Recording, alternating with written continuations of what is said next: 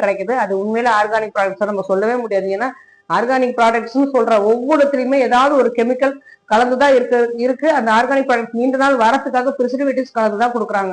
நமக்கு தெரிஞ்ச நல்லெண்ணெயோ தேங்காய் எண்ணெயோ ஒரு சொட்டு எடுத்து நம்ம கைகள், அதுவும் வெளியே தெரியிற அந்த ஸ்கின்னுக்கு அந்த இடத்துல மட்டும்னாலும் நம்ம ஸ்கின்ல நிறைய தடவிக்கிட்டே வந்தோம் அப்படின்னா, கொஞ்சமா ஒரு சொட்டு மட்டும் நிறைய நாட்கள் தடவிக்கிட்டே வந்தோம் அப்படின்னா ஸ்கின்ல மேல உள்ள அந்த சொரசொரப்பு, அந்த சொரசொரப்பால ஏற்படுற வெடிப்புகள், அந்த காய்ந்து தன்மை போறதால வர பிரச்சனைகள் எல்லாமே முற்றிலுமா நீங்கிடும், திரும்ப வராது.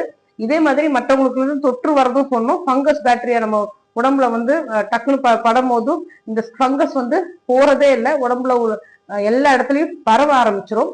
உடம்புல கிருமிகள் வராம இருக்கிறதுக்கும் சில கீரைகளும் பழங்களும் நிறையவே உதவி செய்யும். ஏன்னா பிளட்ல ஏதாவது ஒரு சின்ன கிருமிகள் இருந்தா கூட இந்த ஸ்கின் மூலியமா தான் வெளிப்படும். ஸ்கின் பிரச்சனை ஒருத்தவங்களுக்கு வருதுனாலே அவங்களுக்கு ஒரு எதிர்ப்பு சக்தி கொஞ்சம்